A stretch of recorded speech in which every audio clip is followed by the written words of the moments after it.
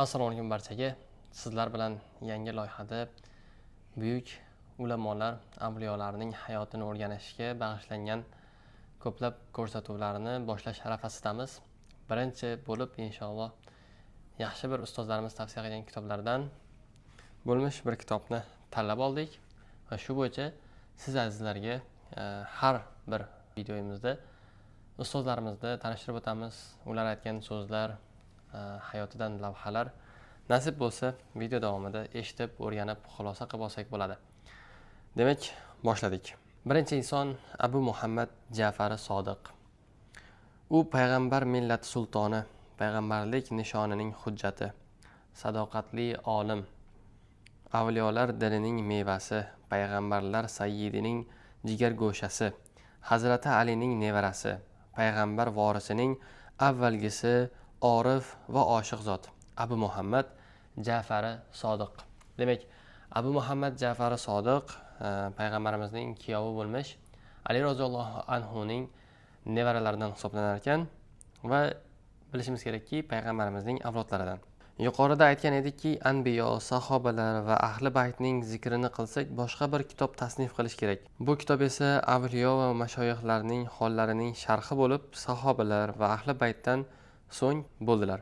Ya'ni bu kitobdagi insonlar asosan avliyolar hisoblanadi va bu insonlarning ta'rifi sahoba va anbiyolardan so'ng bilish kerak bo'lgan, har bir inson o'rganish kerak bo'lgan insonlar hisoblanadilar.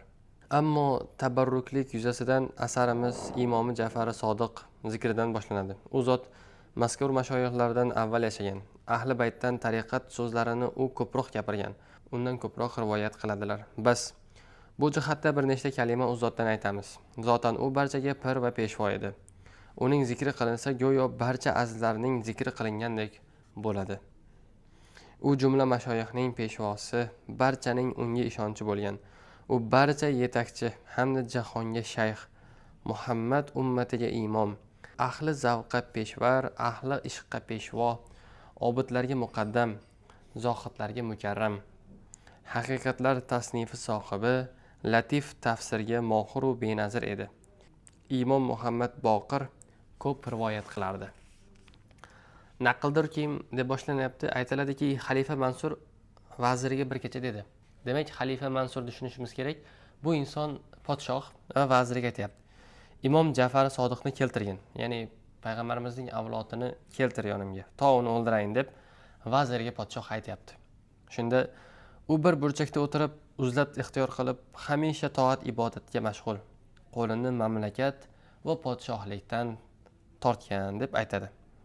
Xalifa undan ranjidi va dedi: albatta chaqirgin, o'ldiramiz. Vazir qanchalik qarshilik qilsa-da foydasi bo'lmadi. Oxir oqibat vazir talabni bajarish uchun chiqib ketdi. Xalifa Mansur g'ulomiga dedi. Bu yerda g'ulom so'zi bu podshohning so'zini hech qanaqa so'zsiz amalga oshiradigan inson bu yerda g'ulom deyiladi. Sodiq ichkariga kirgach, men kulohini boshidan olsam, sen uni o'ldirasan. Bu yerda yana bir kulohini olsam degan tushuncha bor. Bu qanday deyilsa, men kulohini olsam degani, men bir ishni boshlasam, sen uni davom ettirasan. Ya'ni men uni zaif qilganimdan so'ng sen uni o'ldirasan degan ma'noda kelyapti. Ya'ni o'sha g'ulomiga shu so'zlarni aytdi. Sodiq ichkariga kirgach, Mansur taxtadan sakrab turib, tavozi bilan uni qarshi oldi. Ya'ni kutib oldi, hurmatda, ehtiromda. Taxtga o'tkazib, o'zi odob saqlab turdi. G'ulomlar taajjubga tushdilar. Vaholanki o'ldiraman degan edi, lekin o'zi payg'ambarimizning avlodi bo'lmish Abu Muhammad Ja'far Sodiqqa joy berdi. Mansur dedi: "Nima hojatingiz bor? Podshoh Abu Muhammaddan so'rayapti. Nima hojatingiz bor?" deb. Va Sodiq dedi: "Hojatim shuki, meni boshqa oldinga taklif qilmaysan, Alloh toatiga mashg'ul bo'lgay" deb aytayapti. Bas uni odatga binoan katta izzat va ikrom bilan kuzatdi va darhol Mansur larzaga tushib behush bo'lib 3 kun, ba'zi manbalarda 3 namoz vaqtigacha o'ziga kela olmadi deb aytiladi. O'ziga kelgandan so'ng undan so'radilar: "Bu ne hol?" deb so'rasa, vazirlari u shunday deyapti: "Sodiq eshikdan kirganida uning yonida vahimali ajdarho bo'lib, Uning dahshatli gurjisi bor edi. Gurji bilasizlar, kinolarda ko'rgan bo'lsanglar, tepa tarafi katta dumaloq shaklda nayza bo'ladi. Shu narsa gurji deb ataladi. Gurjisi bor edi. U menga gurjisi bilan o'qtalib hol tiladi dedi. Agar sen unga ozor bergudek bo'lsang, men shu gurji bilan seni yanchaman deb vazirga aytadi. Bu ajdo vahimasidan nima deyishni bilmay uzr so'radim va undan so'ng o'zimni bilmay behush bo'ldim deb aytadi. Bu birinchi voqea. Ya'ni avliyolikning birinchi insonini hozir bilib oldingizlar va bu bo'lgan voqea. Ikkinchi voqeamiz. Bir marta Dovud Toiy hazratlari Sodiq oldiga kelib dedi: "Ey Rasul avlodi, Alloh tabaraka va taolo uchun menga nasihat qilgin, chunki dilim siyoh bo'lgan" deb aytayapti. Sodiq shunda deyapti: "Ey Sulaymon otasi, sen zamona zohidisan. Senga mening nasihatimning hojati yo'q." Keyin yana so'rayapti: "Payg'ambar farzandi, Alloh seni hammadan afzal qilgan va nasihat qilish senga vojibdir" deb yana qayta so'radi.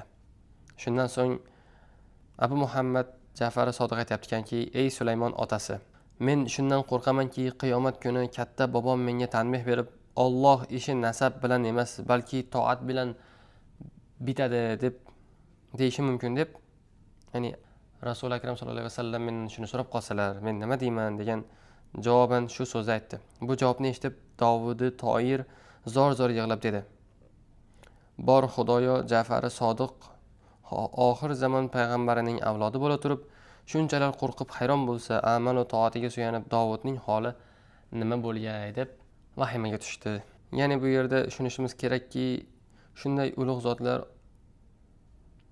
ya'ni bizni ishimiz maslahat berish emas, bizni ishimiz toat, ibodat qilish deb aytayotganki, biz insonlar qanchadan qancha insonlarni yonimizga olib, bilmasakda bilganda sifatida bo'lib qancha maslahatlar beramiz.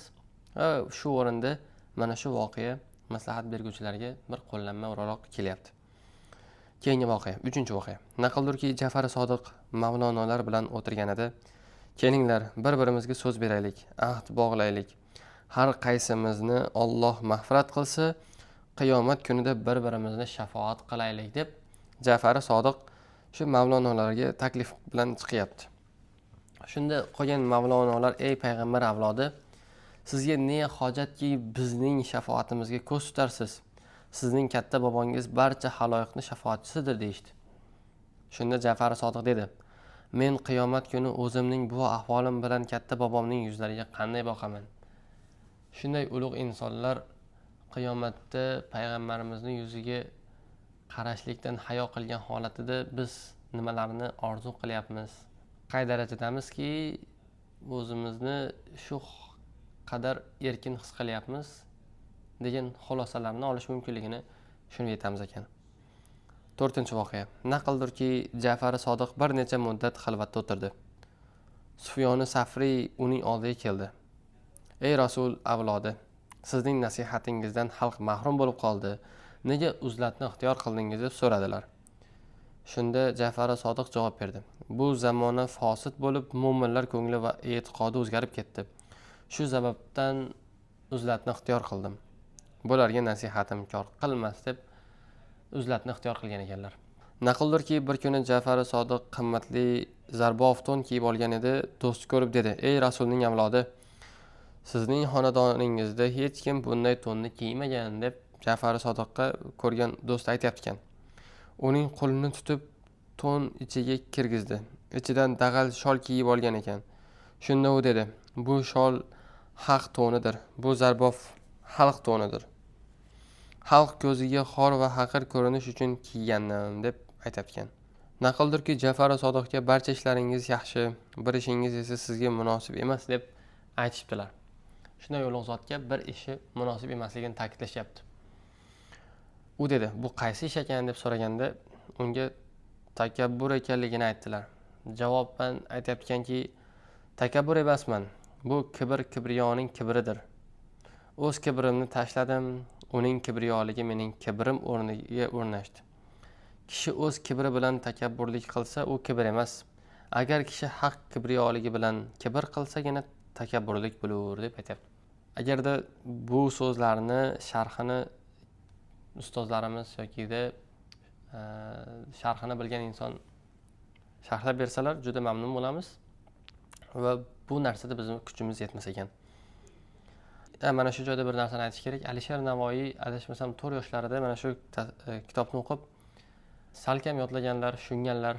Biz mana shunday balog'at yoshiga yetdik, ulg'aydik, o'qiyapmiz, lekin juda ko'p holatda bizga sharhga muhtoj bo'lgan vaqtlarimiz bo'lyapti. Demak, ustozlarimiz aytishadi ko'p, farzand katta bo'layotganda qancha ilm ahllari, ilm ustozlari bilan birgalikda bo'lsa, ustozlar yonida bo'lsa, ilm yo'qishligi anchagina tez, anchagina yaxshi bo'ladi. Biz esa bu nasibadan yoshligimizda bahra ololmaganmiz. Endi esa shu yo'lda inshaalloh bardavom bo'lamiz. Naqldirki, Ja'fari Sodiq Abu Hanifadan oqil kim deb so'radi. Oqil yaxshi va yomonning farqiga boradi deb javob berdi Abu Hanifa. Ja'fari Sodiq yana so'radi. Bu jonivorlarda ham bor sifat. Ursa yomon ko'rar, o't bersa yaxshi ko'rar deb aytibdi.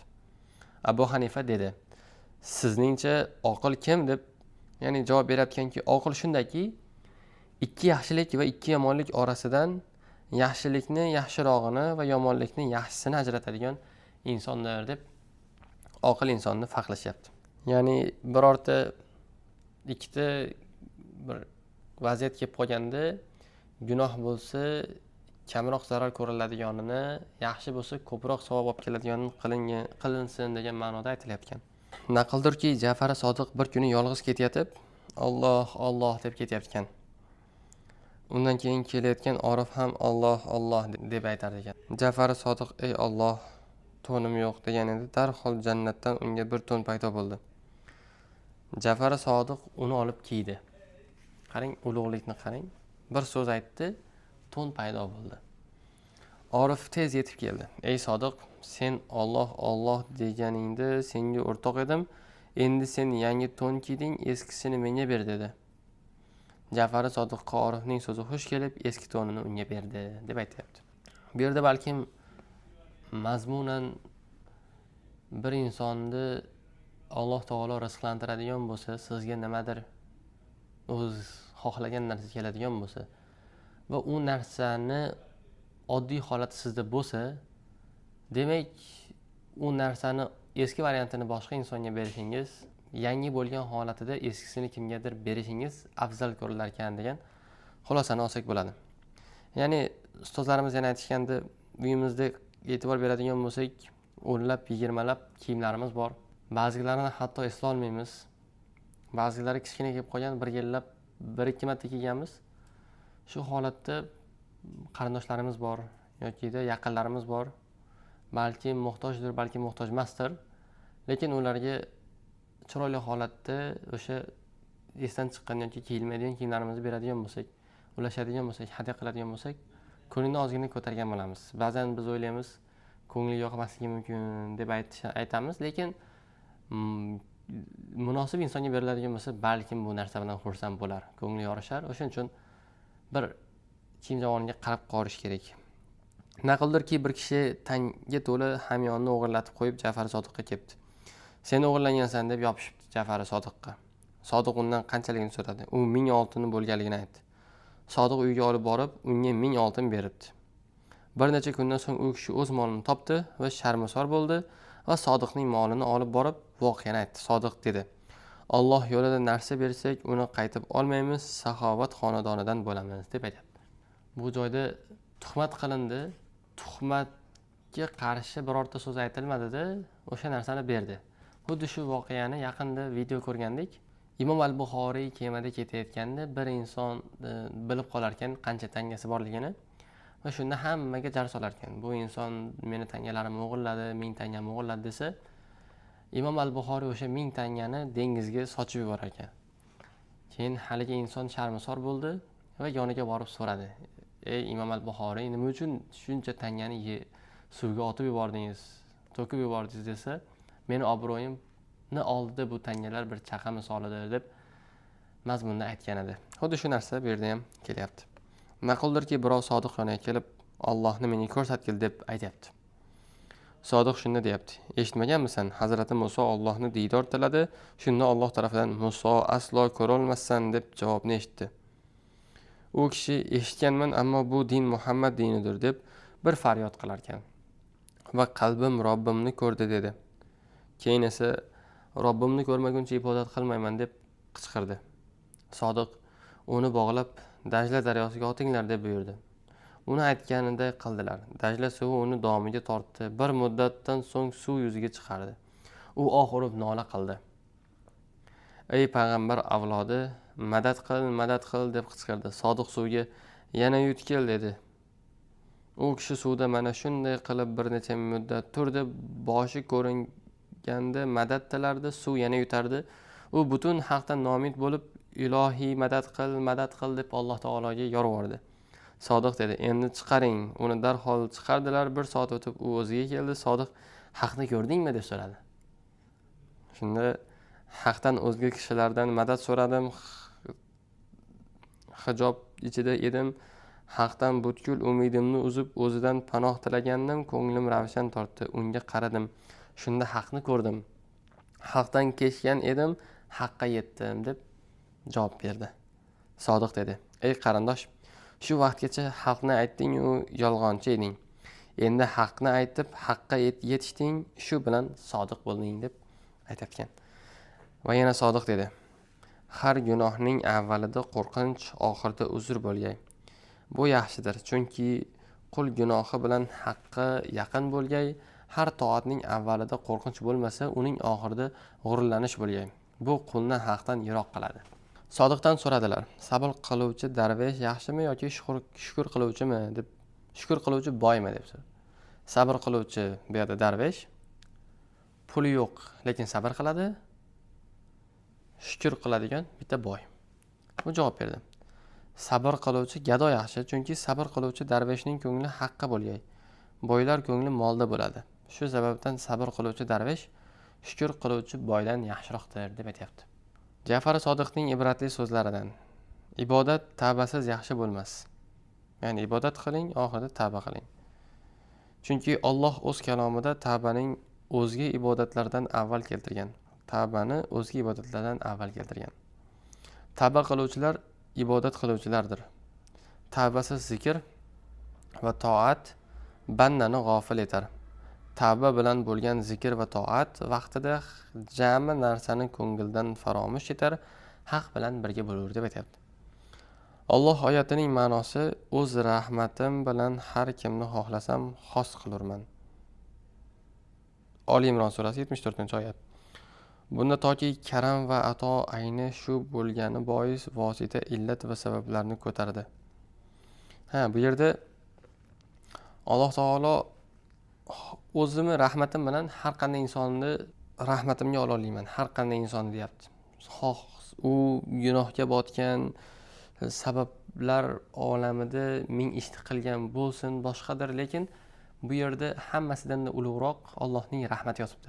Ya'ni bir insonga qarab bu shuncha savob qildi, bu avliyo, bu boshqa deb aytsak-ku, lekin Alloh rahmatiga olmagan bo'lsa, uning holiga voydir.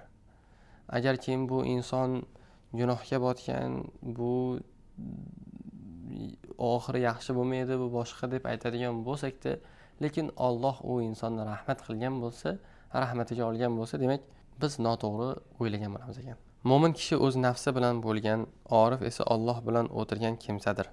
Ya'ni bu yerda mo'min va orifni o'rtasidagi farqni ko'rsatyapti. Mo'min kishi o'z nafsi bilan bo'ladi. Ya'ni balkim bu yerda ma'no nafsini taftish qilish bilandir. Ikkinchi ma'no esa orif Alloh taolo bilan o'tirgan kimsadir. Ya'ni balkim Alloh taoloning zikri bilan degan ma'nodir. Har kishi o'z nafsi bilan nafsi uchun g'ayrat qilsa, Allohning karomatiga yetkay. Ya'ni nafsni boshqa nafs bilan bo'ysundirish balkim bu yerda nazarda tutilgandir. Har kishi o'z nafsi bilan Alloh uchun g'ayrat qilsa, Allohga yetkay. Ya'ni nafsingizni o'zingizga bo'ysundirgan holatda ne ish qilsangiz o'sha narsaga yetasiz degan ma'noda bu yerda so'z kelyapti. Ilhom. Ilhom bu maqbullar va yaxshilarning xislati erur. Dalil talab qilmoq esa ilhomsiz bo'lib olimlarning tirikchiligidir. Ilhom maqbullar va yaxshilarning xislati erur. Dalil talab qilmoq esa ilhomsiz bo'lib olimlarning tirikchiligidir. Alloh o'zini go'yo chumoli qorong'u kechada qora tosh ustida yurgandek bandasidan yashirgan. Yashirin ishonch. Iymon menga taslim bo'lib kelgan, shunda telbalik hidi mendan uzoqlashdi. 4 kishining muhabbatidan uzoq bo'linglar. Birinchisi yolg'onchidan yiroq bo'linglar. Chunki u hamisha g'ururda bo'lgan. Ikkinchisi, demak birinchi insonimiz bu yolg'onchi. Yolg'onchi doimo g'ururda bo'lar ekan. Yolg'onchi g'ururli bo'lar ekan. Shuni tushunamiz. Ikkinchisi o'z so'zining vaqtida bilmaydigan, bo'yi uzun ahmoqdan yiroq bo'ling. Ilmsiz, ya'ni to'g'ridan to'g'ri gapiradigan, ya'ni birorta so'zni vaqtida emas, nomaqbul vaqtda gapiradigan ahmoqdan yiroq bo'ling deb aytilyapti. Uchinchisi, molidan zakot bermaydigan baxildan uzoq bo'ling. To'rtinchisi, yomon ko'ngilli kishilardan uzoq bo'ling. Zotan bulardan dunyo va oxiratda ko'p ziyon yetkay. Zakot bermaydigan, yomon ko'ngilli, o'z vaqtini bilmasdan so'zlaydigan va yolg'onchi insonlardan, demak 4 toifa insonlardan uzoq bo'lish kerak. Allohning bu dunyoda jannat va do'zaxi bor. Shu dunyoda o'zida ham jannat va do'zaxni bizga bergan ekan. Jannati esa ofiyat, do'zaxi esa balo va mehnatdir. Ofiyat nima deyiladigan bo'lsa, bu o'z ishingni haqqa topshirgaysan, balo esa har ishni o'zingdan deb bilgaysan. Ya'ni ustozlarimiz aytishadi-ku, agarda biz sizlarga ko'rsatgan yo'llarimizdan yursangiz, lekin o'xshamasa, demak buni aybi faqat o'zingizda deb. Xuddi shunaqa narsa. Sog' bo'linglar, salomat bo'linglar. Bizni kamchiliklarimizni bizdan deb bilasizlar. Biz kitobda keltirganlarini asosan yetkazmoqchi bo'ldik. U insonni ulug'ligini, sharafliligini aytmoqchi bo'ldik, insonlarga eslatmoqchi bo'ldik. Oz bo'lsa-da bu narsani qo'limizdan kelgancha qila olgan bo'lsak xursandmiz. Bir zarrachalik sizga ilm ulashadigan bo'lsak xursandmiz. Qo'limizdan kelgancha sharhlaydigan joylari bo'lsa sharhladik, misol keltiradigan joylari bo'lsa misol keltirdik. Ayib bilan xato bo'lsa to'g'rilab qo'yishlaridan umidvormiz. Salomat bo'linglar.